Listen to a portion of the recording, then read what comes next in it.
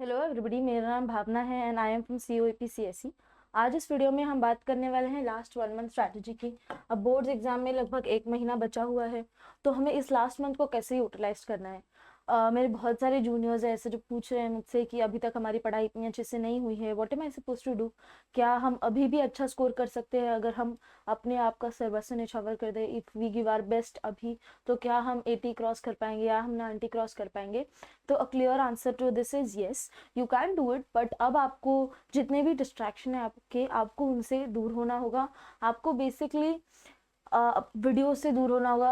आपको जितने one shots देखने थे आपने देख लिए, आपको जितने यूट्यूब वीडियोस देखने थे, आपको जो भी करना था, आपको जितना दोस्तों के साथ घूमना था, जितना पबजी खेलना था आपने खेल लिया। And now is the time. अब ये लास्ट अपॉर्चुनिटी है आपके पास कि आप 1 महीना पढ़ के या तो you can come out with flying colours, या तो आप लाइफ लॉन्ग रिग्रेट लेकर रहेंगे। बिकॉज क्लास 12 के मार्क्स बहुत इंपॉर्टेंट है। क्लास 12 आपका फाउंडेशन है to all the courses you want to enter to. और उसके बाद हमारी क्लास 12 के जो मार्क्स है वो सारे कम्पिटिटिव एग्जाम का क्राइटेरिया भी होता है। बहुत सारे कम्पिटिटिव एग्जाम ऐसे हैं जो आप अंडरग्रेड के बाद देते हैं, जैसे कैट हो गया, उसमें भी क्लास 12 के मार्क्स का एक क्रेडिट होता है। तो इट्स वेरी इंपॉर्टेंट कि आप क्लास 12 को सीरियसली लें और उसमें अपना बेस्ट दें। और बात रही जो मैंने देखा है कि बच्चे इधर उधर जाते हैं, अलग अलग स्ट्रैटेजीज देखते हैं, अलग अलग वीडियोस देखते हैं, तो आपको ये सब करना बंद कर देना चाहिए। आपको कोई एक टीचर को फॉलो करना है अब रिलीजियसली। क्या वो आपके कोचिंग के टीचर्स हो सकते हैं या फिर कोई यूट्यूब का टीचर हो सकता है, उनको रिलीजियसली फॉलो करना है, उनकी गाइडलाइंस आपको फॉलो करनी है। किसी भी वेग इंसान को फॉलो नहीं करना है, ऐसे एक्सपीरियंस लोगों को फॉलो करना है जिन्होंने खुद इस प्रोसेस के थ्रू गए हुए हैं। मैं खुद एक स्टूडेंट रही हूँ, मुझे पता है कि how do you get through this process, ये प्रोसेस से कैसे जाना है। मैं खुद COP तक पहुंची हूँ, आप ही की तरह जाके सेल्फ स्टडी करके। सो लेट्स सी कि अगर मैं आपकी जगह होती और मेरी पढ़ाई नहीं होती तो लास्ट 1 मंथ में मैं अपने HSC एग्जाम्स के लिए कैसे प्रिपेयर करती। Understanding the HSC board exam pattern. पहले तो हमें देखना है कि हमारे जितने भी पेपर्स है except for physics and chemistry, वो सब 80 मार्क्स के होते हैं। राइट, हमारा मैथ्स का पेपर 80 मार्क्स का होता है, इंग्लिश, ज्योग्राफी, हिस्ट्री, वो सब तो अलग अलग मार्किंग स्कीम होती है, उन पे तो कोई कमेंट नहीं कर रहा। मेन सब्जेक्ट मैथ्स और बायोलॉजी 80 मार्क्स का होता है, और हमारा फिजिक्स और केमिस्ट्री 70 मार्क्स का होता है। उसके बाद हमारे 20 से 30 marks depending upon the subject lab exams भी होते हैं। प्रोजेक्ट किसी पर्टिकुलर चीज़ में आपको प्रैक्टिकल कराते हैं, कभी कभी आपके ज्योग्राफी में प्रोजेक्ट देते हैं, आपको उस पर मार्क्स मिलता है। Right, so this is how our basic pattern is. हमारा HSC कैसे होने वाला है ये तो आपको पता ही चल गया होगा। बात करते हैं फिजिक्स की। अगर आपको फिजिक्स में अभी अच्छा मार्क्स स्कोर करना है, आपने ज़्यादा नहीं पढ़ा, तो एक बेसिक सी अप्रोच क्या होगी आपकी फिजिक्स की। पहले आप हाई वेटेज चैप्टर्स उठाएंगे,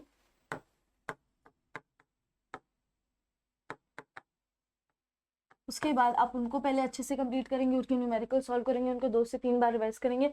फिर आप इजी वाले चैप्टर्स उठाएंगे जिनका वेटेज हाई भी है। मैंने फिजिक्स के लिए भी एक डेडिकेटेड वीडियो बनाया हुआ है और इस चैनल पे आपको वो वीडियो दिख जाएगा। फिर मैं इजी चैप्टर्स को पकड़ूंगी, उसके बाद मैं अपना रिविजन स्टार्ट करूंगी। मेरा अभी अगर मेरी फिजिक्स में बिल्कुल पढ़ाई नहीं हुई है तो मेरा टारगेट होगा कि मैं 8 to 10 हाई वेटेज चैप्टर्स को अच्छे से कर लूँ और उन्हीं को 2 to 3 टाइम्स मैं रिवाइज कर लूँ। अगर मैं आपकी जगह होती और मेरी अब तक पढ़ाई नहीं हुई होती तो I would have did this rather than going to all the 16 chapters and doing them religiously, doing them vaguely. I would have done 8 to 10 chapters religiously. बात करते हैं फिजिक्स में कौन से चैप्टर्स बहुत इंपॉर्टेंट है। Waves and oscillation, thermodynamics principle, optics, ray and wave optics, electromagnetism and basically AC circuit. उसके बाद मॉडर्न फिजिक्स के बाद रोटेशन डायनामिक भी बहुत इंपॉर्टेंट चैप्टर है, 7 मार्क्स के लिए आता है। इसके बाद हमारा मैकेनिकल प्रॉपर्टीज ऑफ फ्लूइड्स भी बहुत इंपॉर्टेंट चैप्टर है।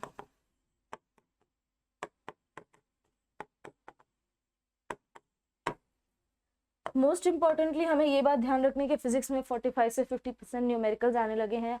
एज फार एज 2025 का पेपर इज कंसर्न, 45 से 50% पेपर न्यूमेरिकल आया हुआ था, तो हमें ध्यान देना, हमें न्यूमेरिकल को बिल्कुल स्किप नहीं करना है। अगर हमारा बेसिक टारगेट 80+ भी है तो हमें 80+ स्कोर करने के लिए न्यूमेरिकल तो करना ही पड़ेगा, सिंस 40 से 45% हमारा न्यूमेरिकल आता है। Right,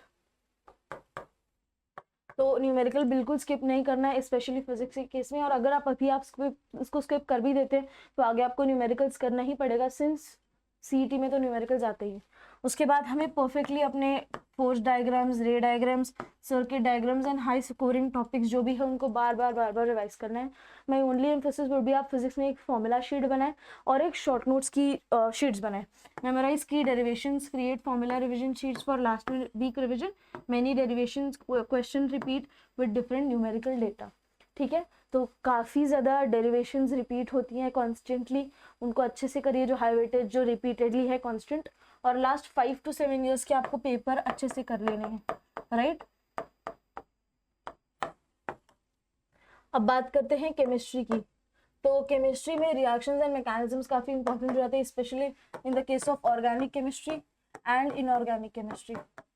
IOC stands for inorganic chemistry, right. तो क्रिटिकल चैप्टर्स हमारे कौन से हैं केमिस्ट्री में, वो एक बार देख लेते हैं। ऑर्गेनिक केमिस्ट्री पूरी बहुत ज़्यादा इंपॉर्टेंट है। ऑर्गेनिक केमिस्ट्री 25 से 30 मार्क्स के लिए आती है, सिर्फ ऑर्गेनिक केमिस्ट्री हमारा ऑप्शन के साथ, क्योंकि टोटल पेपर हमारा 98 मार्क्स का होता है। केमिस्ट्री का पेपर बिना ऑप्शन के तो 70 मार्क्स का होता है, बट ऑप्शन के साथ 98 मार्क्स का हमारा टोटल पेपर होता है, right. Focus intensively on organic reactions, thermodynamics, chemical thermodynamics भी बहुत इंपॉर्टेंट चैप्टर है। इलेक्ट्रोकेमिस्ट्री से भी काफ़ी ज़्यादा क्वेश्चन आते हैं, इसमें से डेरिवेशंस बहुत बार पूछे गए। केमिकल थर्मोडाइनमिक्स से डेरिवेशन काफ़ी बार आती है एग्जाम में, और इलेक्ट्रोकेमिस्ट्री से न्यूमेरिकल्स तो बनते ही है। हैलोजन डेरिवेटिव, एल्डिहाइड, कीटोन, ये ऑर्गेनिक के इंपॉर्टेंट चैप्टर्स हो जाते हैं। उसके बाद 80-20 strategy, allocate 80% of the efforts to memorize the reaction and 20% of the time to understanding them। अब आपको ऐसा है कि अब आप डू और डाई सिचुएशन में आ गए हैं, तो आपको थोड़ी बहुत चीज़ें मेमोराइज करनी पड़ जा सकती हैं। प्रैक्टिस तो ऑब्वियसली आपको करना ही है, बट मेन कोर फॉर्मूलाज आपको अच्छे से मेमोराइज करना है, आपको डेरिवेशंस अच्छे से समझ कर लेना है। अब टाइम है कि आप केमिस्ट्री को रोज़ रिवाइज करें। अब आप ये नहीं कह सकते कि हाँ केमिस्ट्री में बाद में करूँगा, क्योंकि लास्ट मोमेंट केमिस्ट्री होती ही नहीं है। केमिस्ट्री और मैथ ऐसे सब्जेक्ट हैं जो आप लास्ट मोमेंट में कर ही नहीं सकते। केमिस्ट्री का रोज़ रिविजन और मैथ्स की रोज़ प्रैक्टिस। फिजिक्स में फिर भी आप थ्योरी बाय हार्ट करके आप 30-40 मार्क्स ले आएंगे, बट मैथ्स और केमिस्ट्री ऐसे बिल्कुल नहीं है। अगर आपने मेमोराइजेशन पहले से नहीं किया, आपने कॉन्सेप्ट जैसे नहीं समझे हुए, you won't be able to score. उसके बाद नेम रिएक्शन काफ़ी इंपॉर्टेंट हो जाती है, specially in case of organic chemistry. काफ़ी ज़्यादा नेम रिएक्शंस आती हैं हमारे एग्जाम में, डायरेक्ट नेम रिएक्शन आ जाती हैं 2 से 3 मार्क्स के लिए। ऑर्गेनिक केमिस्ट्री को मेरा एम्फोसिस रहेगा, ऑर्गेनिक केमिस्ट्री और इनऑर्गेनिक केमिस्ट्री को अच्छे से कर लीजिए अगर आपको न्यूमेरिकल वाला पार्ट आपका स्ट्रॉन्ग नहीं है। This is just a suggestion जिन लोगों की अच्छे से केमिस्ट्री नहीं हुई है, राइट। उसके बाद इक्वेशन बैलेंसिंग आपको अच्छे से आनी चाहिए, ठीक है, फिजिकल केमिस्ट्री के लिए इंपॉर्टेंट है। अब बात करते हैं मैथ्स की। तो मैथ्स में पहले मैंने ज़्यादा चीज़ें इस पर लिखी नहीं हुई है, मैथ्स का मैं खुद ही आपको बताने वाली हूँ। अब मैथ्स में तो बहुत ऑब्वियस इंपॉर्टेंट चैप्टर्स जो है आप खुद ही नीचे कमेंट्स में लिख सकते हैं इंपॉर्टेंट चैप्टर्स। पहले तो कैलकुलस हो जाता है। कैलकुलस एक चैप्टर नहीं है, कैलकुलस हमारा एक मॉड्यूल है जिसमें 4 से 5 चैप्टर्स आते हैं। कौन से? Yes, differentiation, yes, AOD, application of derivative, next integration. उसके बाद कौन सा चैप्टर आता है? Application of integration, definite, indefinite, जो भी है। उसके बाद हमारा डिफरेंशियल इक्वेशन।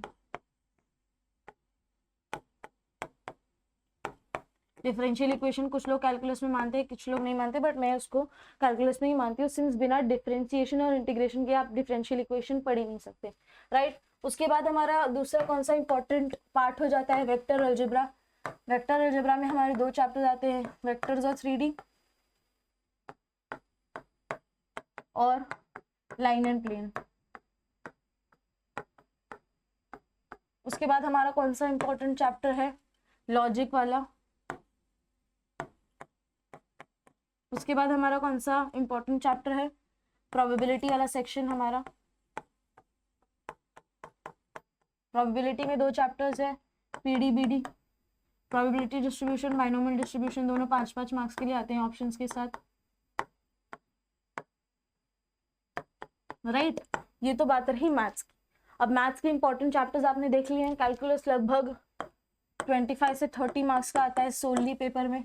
हमारा वेक्टर आता है 20 से 25 मार्क्स का, और हमारा PDBD तो 10 मार्क्स के लिए आता ही है। तो ये हमारे इंपॉर्टेंट चैप्टर हो जाते हैं। अपवर्ड्स ऑफ 25 प्लस 10 35, 35 प्लस 30 65 हमारी तीन सेक्शन से क्वेश्चन आ जाते हैं। मैथ्स का पेपर ऑब्वियसली ज़्यादा मार्क्स का होता है, मैथ्स का पेपर 120 या 110 मार्क्स का होता है, तो 110 मार्क्स के ऑप्शन वाले साथ में पेपर के आपके 63 मार्क्स फिक्स हो गए अगर आप ये 3 सेक्शन ही अच्छे से करके जाते हैं। मैथ में सबसे इंपॉर्टेंट चीज़ क्या है, अपार्ट फ्रॉम सारे चैप्टर्स अच्छे से करना, कुछ बच्चों को कैलकुलस थोड़ा सा डिफिकल्ट लगता है, तो उन बच्चों को, जो बच्चे कैलकुलस स्किप कर रहे हैं, ठीक है, वैसे तो मैं आपको ये बिल्कुल रेकमेंड नहीं करूंगी कि आप कैलकुलस स्किप करें, एटलीस्ट डिफरेंशिएशन और इंटीग्रेशन तो अच्छे से करके जाएं। एप्लीकेशन थोड़ा सा मुश्किल होता है एंड आई अंडरस्टैंड, अगर आप वो बच्चे हैं जिनको कम्पिटिटिव एग्जाम पे ज़्यादा फोकस करना है तो भी आपको कैलकुलस करना ही पड़ेगा, आप कितना भी अभी स्किप कर ले। तो अगर बात करते हैं इंपॉर्टेंट चीज़ों की, important concepts are your basically derivations. कौन से डेरिवेशंस? हमारे कैलकुलस के जितने सारे डेरिवेशंस हैं सारे अच्छे से करके जाने। हमारे इंटीग्रेशन के बेसिकली, इंटीग्रेशन के तो डेरिवेशन 4 मार्क्स के लिए डायरेक्टली आ जाते हैं, इसको मैं ट्रिपल स्टार देना चाहूँगी, काफ़ी ज़्यादा इंपॉर्टेंट है। इंटीग्रेशन के डेफिनेशंस डेरिवेशंस डायरेक्ट आ जाते हैं। उसके बाद वेक्टर अलजेब्रा के भी जितने भी रूल्स है, जितने भी स्टेटमेंट्स हैं, वो सारे भी डायरेक्ट प्रूव करने के लिए आ जाते हैं। वेक्टर के डेरिवेशंस भी आपको अच्छे से करके जाने हैं, राइट। और जिन बच्चों को कैलकुलस में प्रॉब्लम आ रही है, जिनको डिफरेंशिएशन इंटीग्रेशन में प्रॉब्लम आ रही है, मेरा आपको एक रेकमेंडेशन रहेगा कि आप जब प्रैक्टिस कर रहे हैं ना, अगर आपको कोई कॉन्सेप्ट समझ में नहीं आ रहा है तो आप टेक्स्ट बुक के में दिए हुए सारे सॉल्व एग्जाम्पल्स 2 बार ही सॉल्व कर लीजिए, डिफरेंशिएशन में या इंटीग्रेशन में, आपका सारा कॉन्सेप्ट क्लियर हो जाएगा। बेट यू, अगर आपने 2 बार सारी चीजें सॉल्व कर ली बिना देख के खुद से, your concept will be very clear, ठीक है। तो सॉल्व एग्जाम्पल काफ़ी अच्छे तरीके से इलेबोरेटिवली तरीके से अच्छे से दिए गए हमारे टेक्स्ट बुक में, I would recommend you to solve them. उसके बाद golden rule for mathematics is write every formula, show all the working and include intermediate calculation, step marking can save crucial points even when minor errors. Maths में step marking होती है, हर subject में step marking होती है, तो आपको physics के न्यूमेरिकल हो या मैथ्स के, आपको सब में स्टेप्स दिखाने हैं, कोई भी इंटरमीडिएट स्टेप आपको स्किप नहीं करना है। ऐसा कोई लॉ थ्योरम वगैरह यूज कर रहे हैं तो आपको उसको ब्रैकेट में दिस थ्योरम यूज करके लिखना है, ठीक है। This is a very good practice and इसके मार्क्स होते हैं। आपको ऐसा लगा आप ये कोई भी थ्योरम डेरिवेशन डायरेक्ट यूज करेंगे तो आपको मार्क्स मिलेगा, दैट्स नॉट गोना हैपन, ठीक है। मैथ्स की ये बात रही। उसके बाद बायोलॉजी के लिए क्या है इंपॉर्टेंट टॉपिक्स, जेनेटिक्स में Mendel's law, DNA structure, genetic disorder. फिर इकोलॉजी की बात करें तो इकोसिस्टम डायनामिक्स, फूड चेन और कन्वर्जन। फोटोसिंथेसिस की बात करें तो light and dark reactions, C2 pathway. Respiration की बात करें तो glycolysis, Krebs cycle, electron transpiration. Cell division की बात करें तो meiosis, mitosis, stages and significance, काफ़ी ज़्यादा इंपॉर्टेंट है। बायोलॉजी में मेरा एक रिकमेंडेशन होगा आपको कि आप डायग्राम्स अच्छे से करके जाए, बिकॉज बायोलॉजी में मैंने जितना देखा है, कोई भी एग्जाम हो जिसमें आपको सब्जेक्टिवली चीज़ें लिखनी है, diagrams and flow charts can give fetch you more marks than theory. 1 page of theory can replace half page of diagram. And मैंने देखा है ऐसा, अभी भी इंजीनियरिंग में भी जब भी मैं पढ़ती हूँ तो मैं देखती हूँ कि मैं अगर डायग्राम्स बनाती हूँ तो वो डायग्राम्स सब्जेक्टिवली चीज़ें अच्छे से एक्सप्लेन करते हैं rather than writing it in points, and it is very appealing, teacher को भी आंसर समझ में आ जाता है। तो you just have to practise diagrams and flow charts very nicely, right. Revision pyramid strategy, पहले तो आपको कॉन्सेप्ट को अच्छे से रिव्यू करना है। आप, मेरा तो ऐसा रिकमेंडेशन होता है, आपको अगर ऐसा लगता है कि आपका वो टॉपिक अच्छे से रिवाइज है, आप कभी भी बोर्ड में बिना रिवाइज करके जाओगे तो आप वो टॉपिक कर पाएंगे, आप उस चैप्टर का न्यूमेरिकल सॉल्व करने बैठ जाइए। अगर आपका न्यूमेरिकल क्लियर है मतलब आपकी थियोरी भी क्लियर होगी मोस्ट ऑफ द टाइम्स, ठीक है। उसके बाद लेवल 2 टॉपिक वाइज कंसोलिडेशन, आपको टॉपिक वाइज टेस्ट भी लिखना चाहिए, 20-20 मार्क्स के टेस्ट टारगेट में वगैरह आपके कोचिंग मटेरियल में होंगे तो वो भी आप सॉल्व कर सकते हैं। उसके बाद full syllabus scan, full syllabus scan और उसके बाद स्पीड रिविजन, ये 4 रिविजन स्ट्रैटेजीज हैं। अब हम जनवरी में पहुंचने वाले हैं तो हमें मॉक टेस्ट स्टार्ट कर देना चाहिए। इट इज़ वेरी इंपॉर्टेंट कि आप हफ्ते में एटलीस्ट 2 से 3 मॉक टेस्ट के लिए अपेयर कर रहे होंगे अपार्ट फ्रॉम योर कॉलेज और कोचिंग का प्रीलिम्स। आपको रोज सुबह उठ के उसी बोर्ड्स के टाइम स्टैम्प में 11 बजे से लेके 1 बजे तक आपको पेपर सॉल्व करना है। और मेरा एक रिकमेंडेशन ये भी होगा कि अब आप रात को ज़्यादा देर जाग के पढ़ना बंद कर दें, सिंस आपकी बायोलॉजिकल क्लॉक को सेट होने में टाइम लगता है। अगर आप नाइट आउल हैं, आप 4-5 बजे तक पढ़ते हैं रात को, तो आप इट्स हाईली लाइकली पॉसिबल कि आपको बोर्ड्स वाले दिन भी रात को नींद नहीं आएगी और आप सिली मिस्टेक्स करके आएंगे पेपर में। मैंने ये मिस्टेक खुद की हुई है, इसीलिए मैं कह रही हूँ कि please do not do that, please maintain your body cycle. तो अब इट इज़ रिकमेंडेड कि you take 2 to 3 full mock test every week, strictly sitting for 3 hours continuously, right? Exam hall time management, पहले तो first 10 minutes में आपको पूरा paper scan कर लेना है। अगर आप ऐसे बच्चे हैं, मैं ऐसा नहीं करती थी बट मैंने देखा है मोस्ट ऑफ द बच्चों के केसेस में ये काम करता है, ठीक है। तो you have to scan your paper for 10 minutes. उसके